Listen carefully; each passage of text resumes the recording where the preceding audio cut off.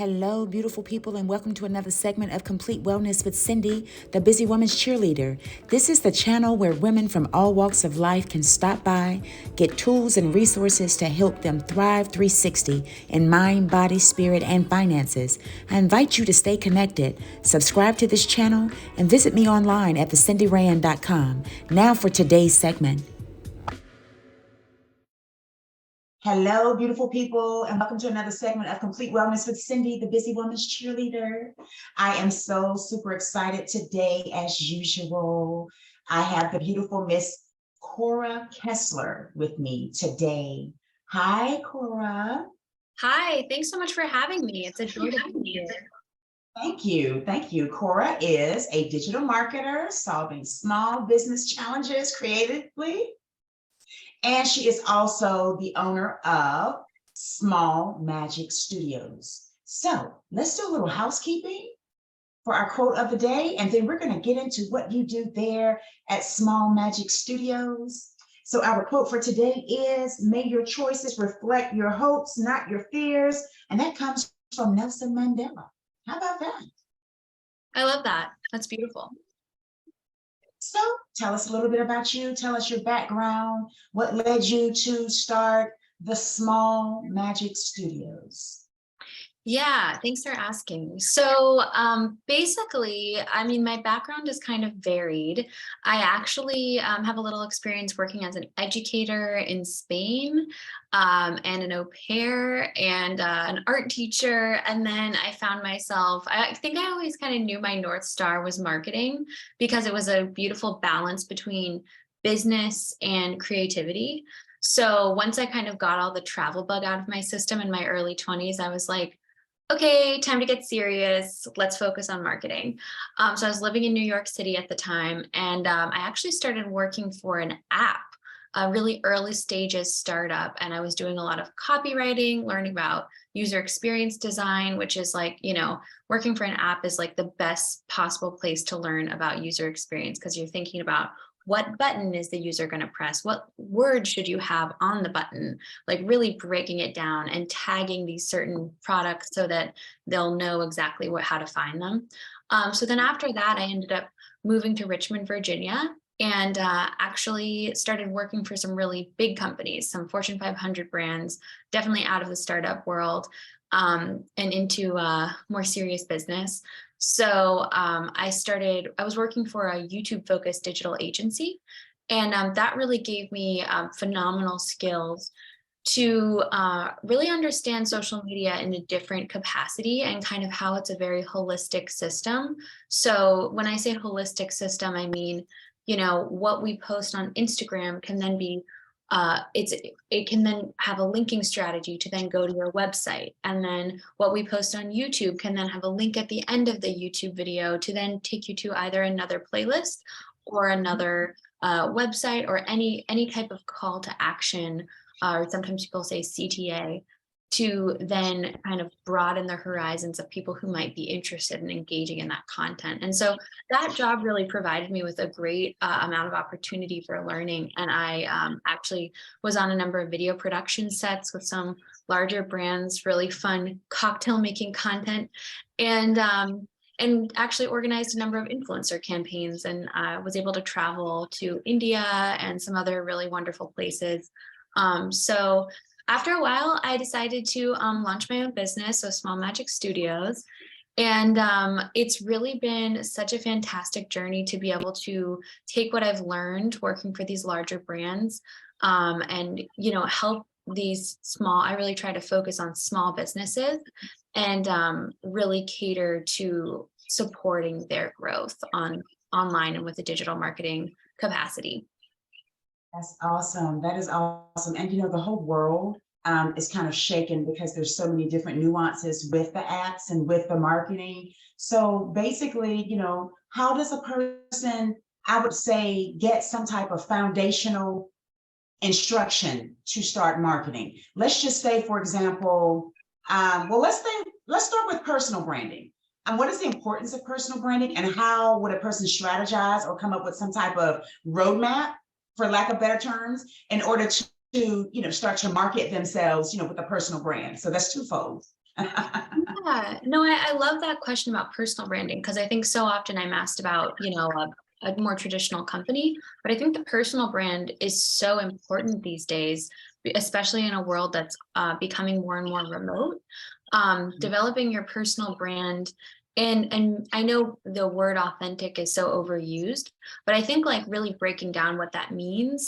And really at the end of the day, it's a feeling. So, I think more and more of us are using TikTok and different video-based platforms. And really it's a feeling of like, what kind of energy are you bringing to your videos and podcasts as well? How people can tell when your voice is kind of flat, you're just going through the motions, you're just saying, the 5 things you always say. But like, if you're really, you know what I mean? Yeah. But like, if you are really in it and you're having a real conversation, you're surprised, you're throwing curveballs, you're like, oh, I didn't mean to say that. Oh, that was a little deep. And people love that. Because we're so used to the rehearsed content, everyone's just thirsty for something that they see themselves in. And that's really going to make people stop. And Yeah. what kind of better client could you have that is someone that has seen themselves in you and wants to learn? That makes sense. That makes sense. What would be, I like the authenticity because I think we had a guest, I don't know, maybe last week or a couple of days ago, and she was talking about like the voice pitches. And so originally that was, kind of odd for me, but then it began to take shape and make sense. It all goes back to what you just said. Whenever you're building a personal brand, as odd as it may seem and feel, because I remember even for myself, I had been behind so many businesses comfortably and helping to build and push and push and push comfortably because of my background. Like I think I told you, I've been in accounting for almost 30 years, so I'm used to behind the scenes. So when I started doing business coaching behind the scenes, that was like another comfort zone for me. So you're pushing businesses, you're third party and this and that, and it's amazing. So then, lo and behold, I published this book, The Busy Woman's Guide to Holistic Health and Wellness. And my team says, oh, Cindy, now it's time to brand yourself. And it's like, are you serious? How do you do that? Like, how do you do that?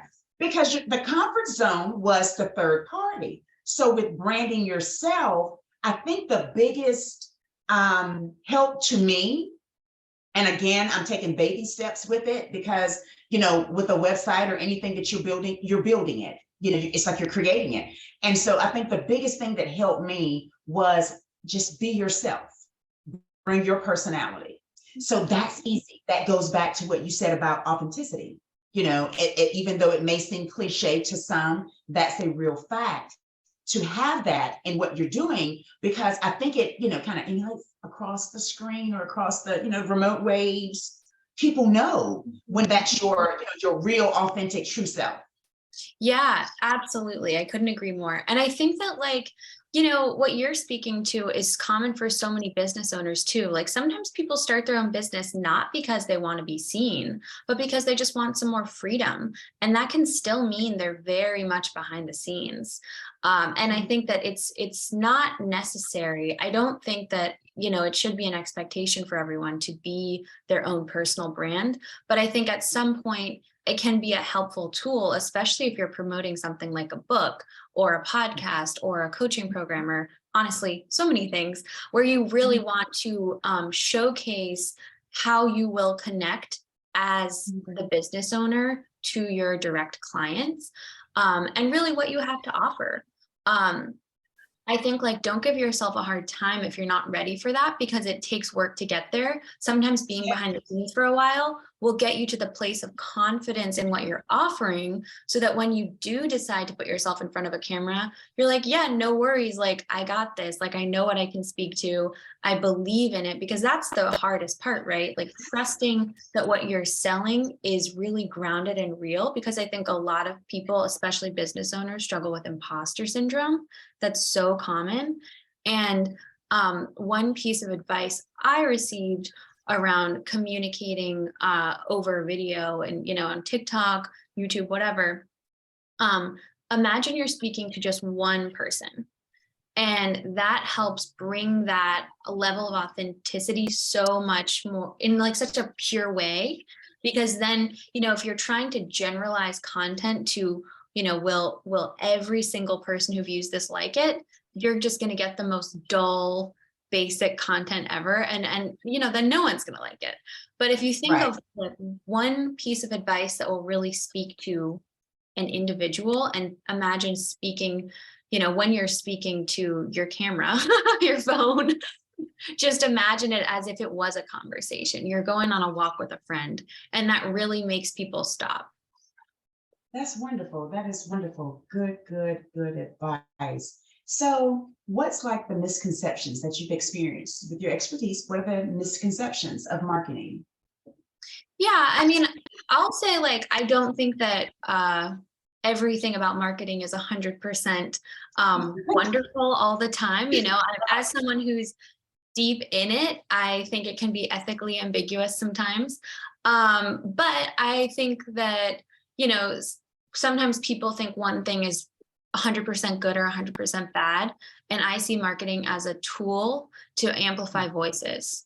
And I think that there are a lot of I voices like out that. there that really need to be shown a little bit brighter and a little louder. And so that's really how I like to view marketing and digital marketing and branding, and just branding's like the polishing and marketing's like the amplifying. Um, and I think that it's the misconception is sometimes that it's fake. And I really don't think that. I think, if you don't believe in what you're selling, if you're not selling something of value, if you're not promoting something that's of value, yeah, of course it's going to be fake. But if you believe in what you're producing, and if it's really going to change people's lives in the way that you're saying, let's say you have, multiple years of experience in a certain field, and you're selling a course on that.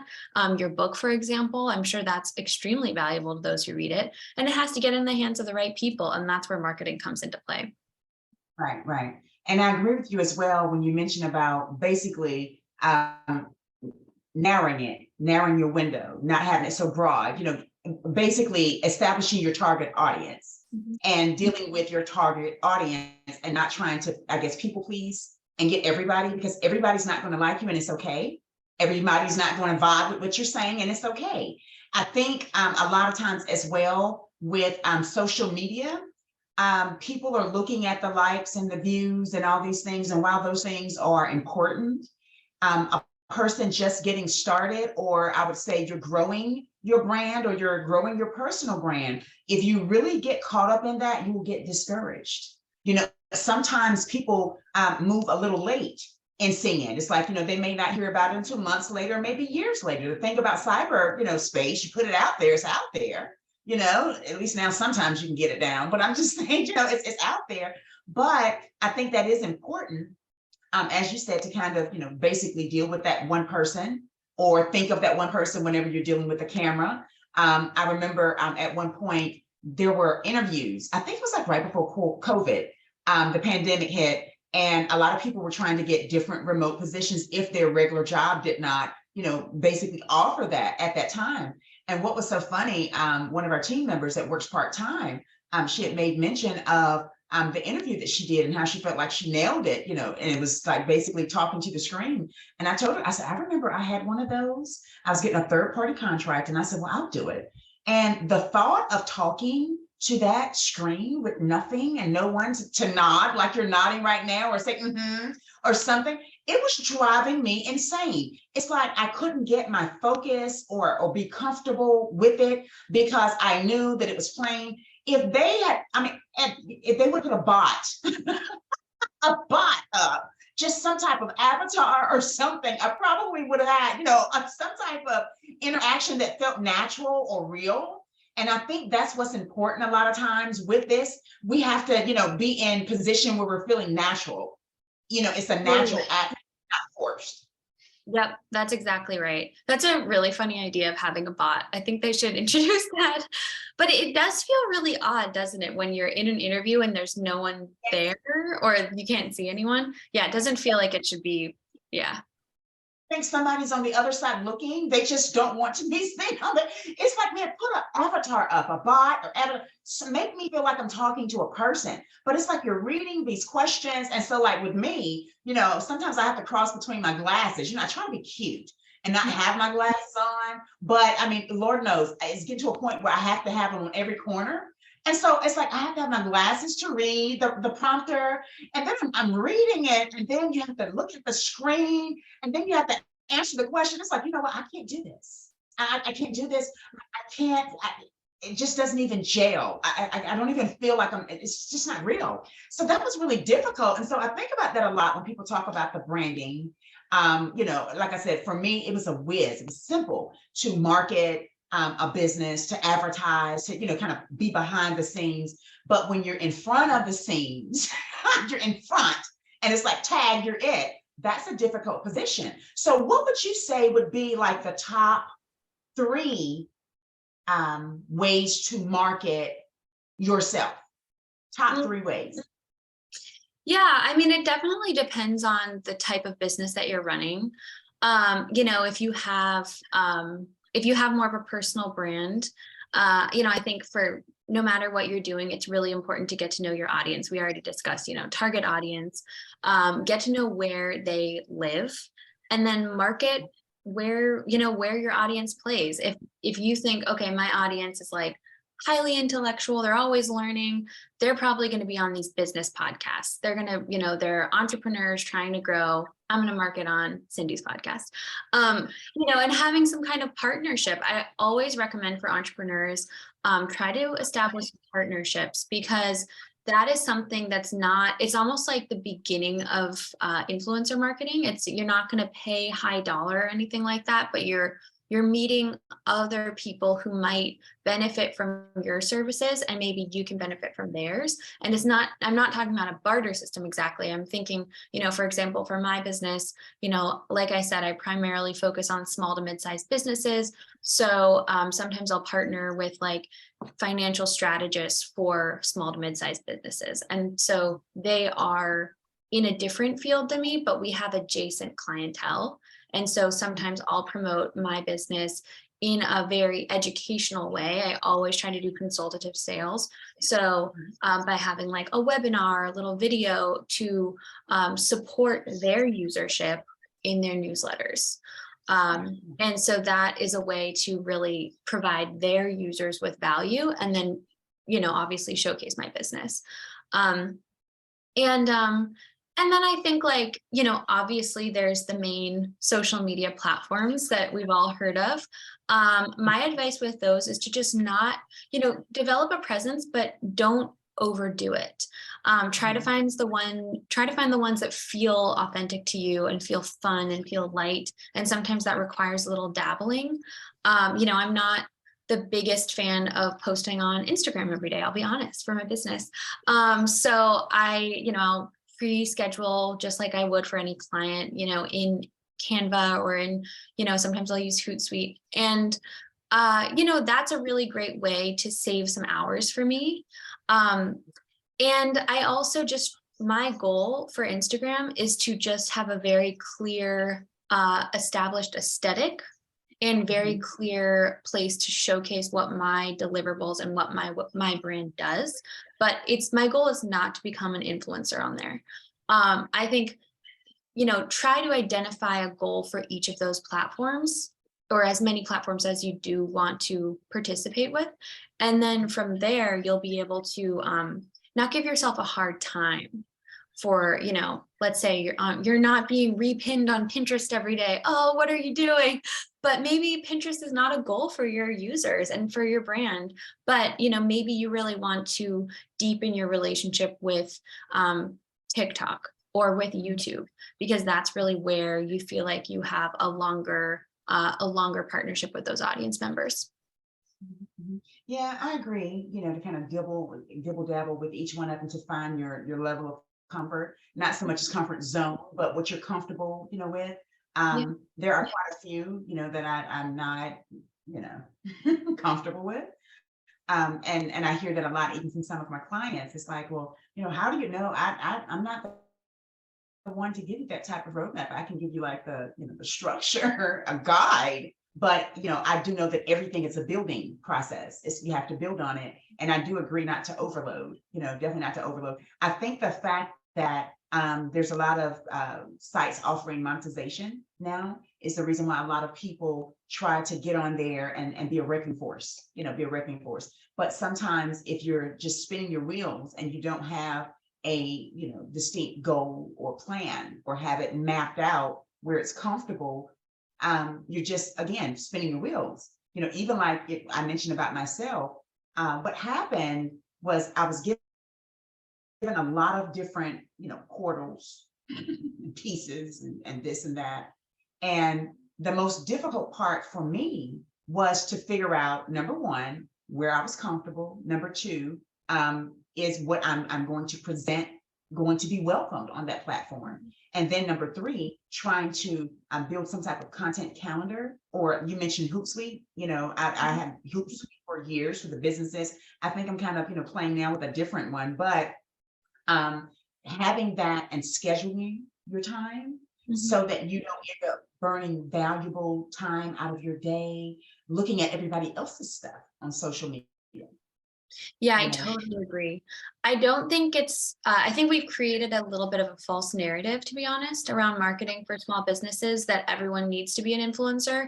And that's also diminishing the high quality of work that influencers do and have achieved. They have put a lot of hours into creating content every day, multiple times a day, and have been very, very smart and strategic with their partnerships to reach, multiple hundreds of thousands of followers. And that is not a realistic goal for most people, but I think it's quality over quantity. If you have, let's say, 300 to 500 people following you on Instagram, obviously that's not a number of people if you're comparing it to, an influencer in that space, but you still have a platform and you still have something to share. So I always say, imagine you're in a room full of 300 people.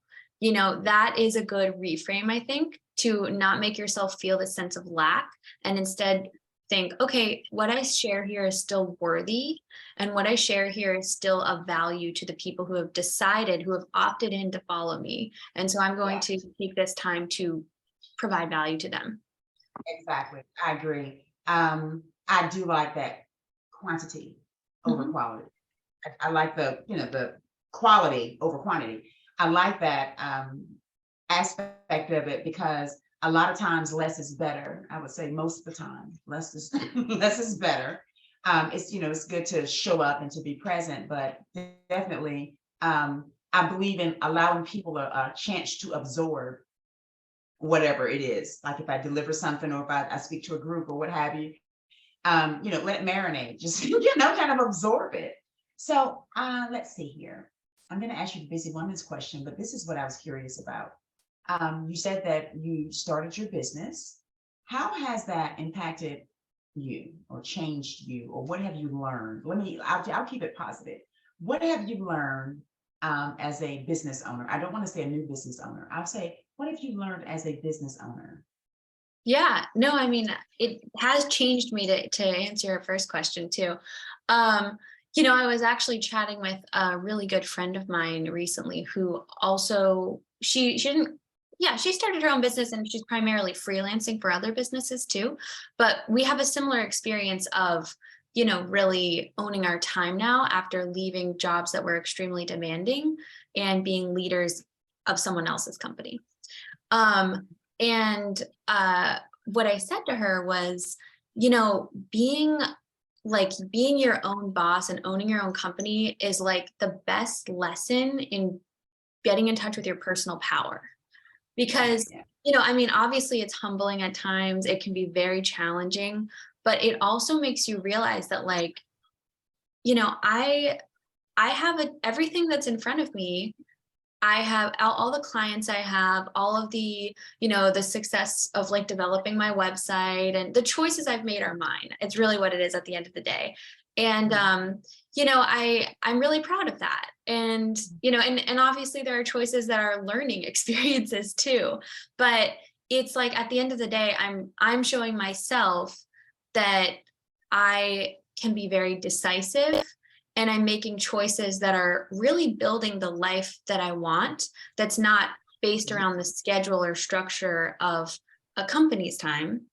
Um, because for me, that was a really important thing, to feel like I had more flexibility. Doesn't mean that I'm not busy. It means that I have time to, yeah, yeah. Means that I have time, maybe if I want to do some interesting travel, I can do that.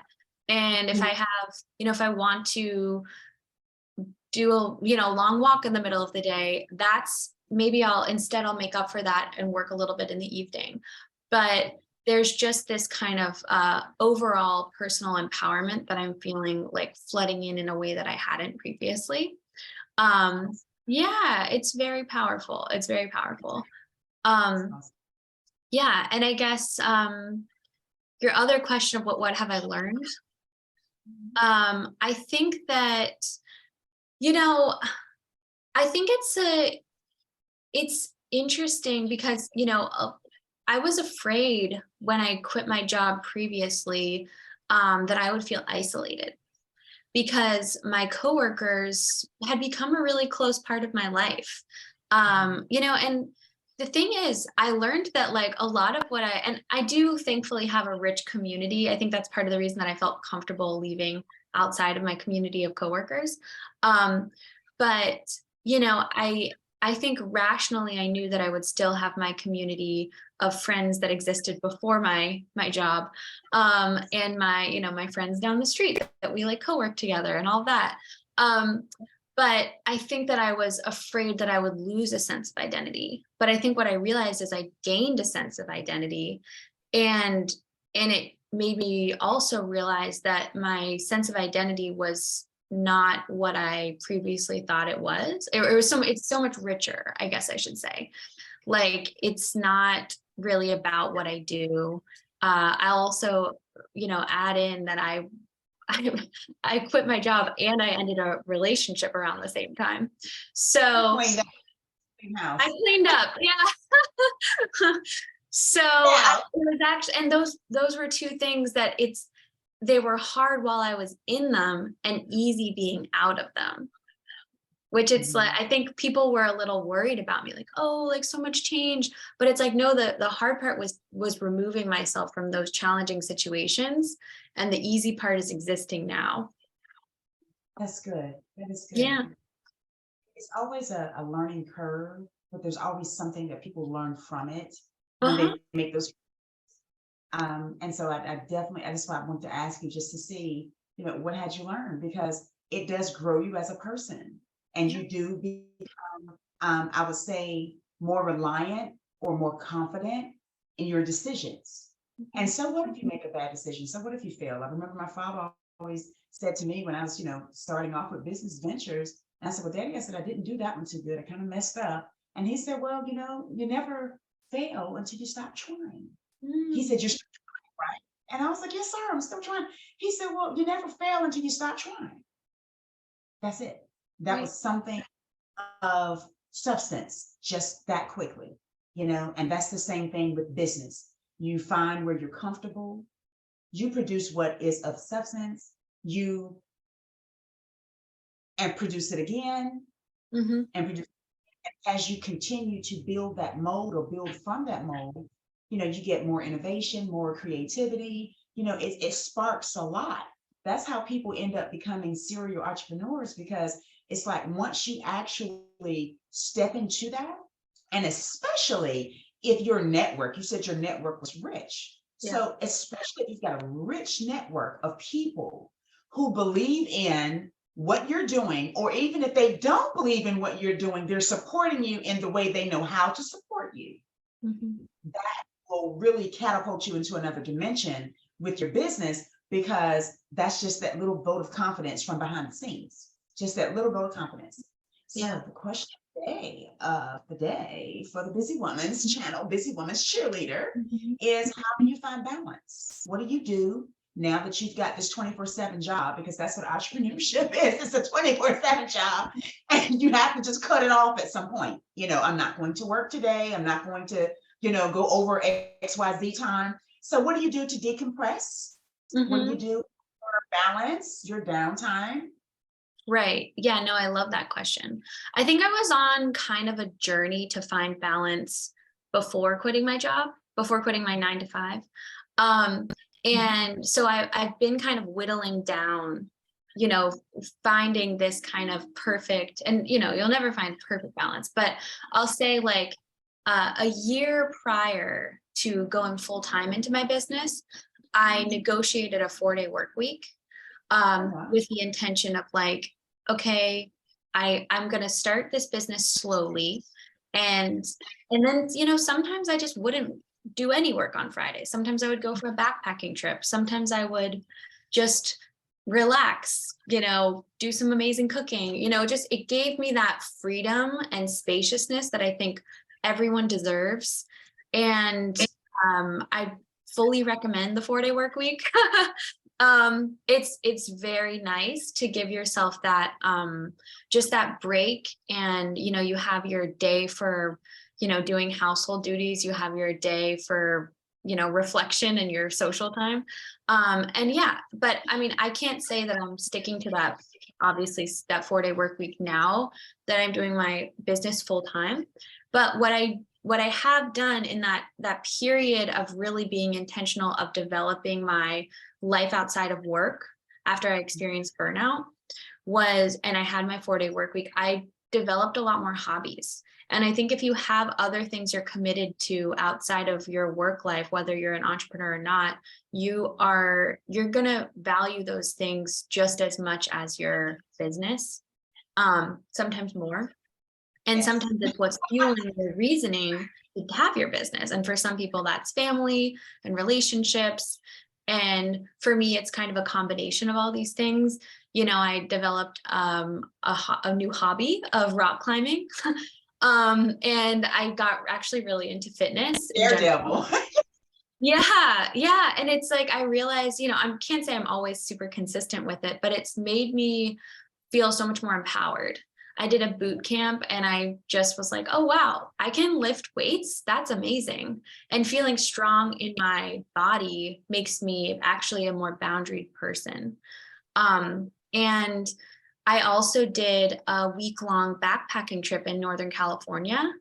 And it was amazing. It was with this group called the Elemental Self. So plugging that if anyone is interested. I have no affiliation, obviously financially, but I just like really had such a profound experience, and it was a spiritual trip, but it was also like deeply moving on a physical level. And I think by having more experiences like that, and developing my crew of like really awesome women and men that are like, just like soul people, it makes me realize it gives me my why for why I am pushing through the hard client work on the days that it feels hard. And then also, well, why don't I just go back to a 9 to 5? Well, the reason is because I want to do another backpacking trip spontaneously.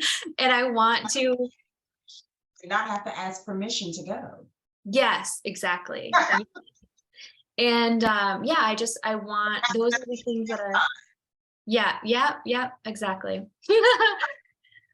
Yeah, so just knowing that those things that have made my life so transformed, that's giving me balance, I would say. Good, good. That is awesome. I'm so glad to hear that. I always just like to hear, how people balance, because when you juggle a lot of things, it's okay to juggle them. I think it's wonderful. That's why I'm the busy woman's cheerleader. I'm all for activities. However, you do have to find that level of balance so that you're well rounded, even if it's a little bit or something that you do a little bit, just to have some outlet from, your normal. So, how could people get in contact with you? Go ahead. Yeah, well, people can just go to my website, www.smallmagicstudios.com. You can also go to my Instagram, smallmagic_studios, and then there's a link tree with a number of different contact opportunities. Um, and yeah, I actually offer free 15-minute strategy sessions for anyone on my website. So I would be happy to connect with you there if you're interested in just learning about my services, or, hearing a little bit about how I might work with you. That is awesome. That is awesome. Any closing thoughts or words? Um, you know, I I guess one thing I was thinking in regards to our conversation around balance, I feel like Mhm. there are so many different ways to achieve balance. And, some of what I mentioned was more of the big picture, going on these trips, all of that. But I think finding moments of peace in your day to day is also really important. So, Right. yeah, hopefully we can. I have these beautiful scents that I spray on my desk, and I have a candle lit next to me. Mhm. I do, So you yeah. spray it on your desk, is it like an aerosol or an oil? It's not, well, it can't be an oil. This spray. Yeah. I actually don't know how it's made. It says, yeah, it does. It says spring water and essential oils.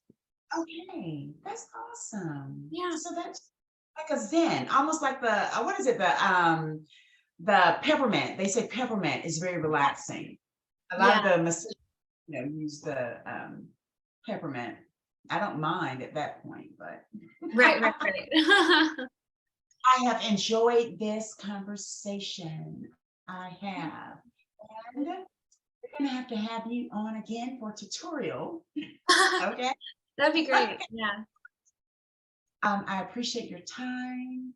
And as always, peace, joy, blessings be multiplied to you.